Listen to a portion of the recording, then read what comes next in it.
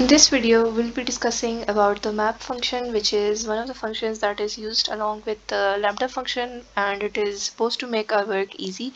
So if we talk about the syntax of a map function, it is basically map and then function and then an iterable list of objects. What does this mean? This means that if we have a list of items and we want that entire list to be sent into that function instead of having to manually give in a number every time and then print the result, we can just simply do this. So if we try to do this without the lambda function, let us just take a function def sum and which returns x, no, let's just say l, and that will return x plus 2 for every item in that list. L is equals to, let's just say L is a list with some numbers 4, right? And then let's just say we have a new list that is supposed to map those objects and print that list, right? So this will give us the sum of every list in an object.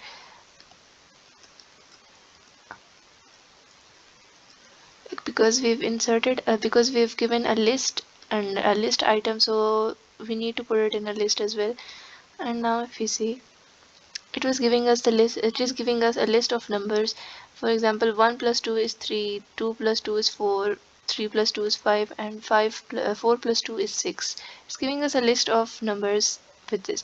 But how do we do this with the lambda function, where we do not need to do this whole thing and just make our work easier, and we can do this entire work in just a single, you can say, a single one line function. And for that, let's just say lambda L is equals to L plus 2. This will do exactly that's the same thing whatever we tried doing here in a whole function. And name L is not defined. Accidentally I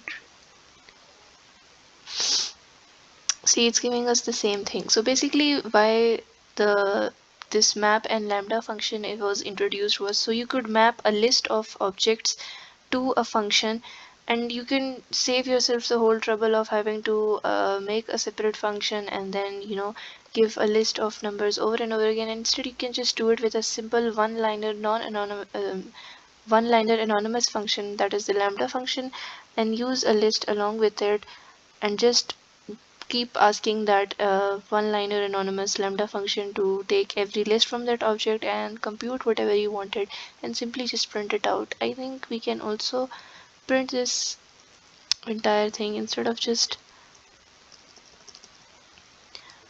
print list. So let's just see if this runs.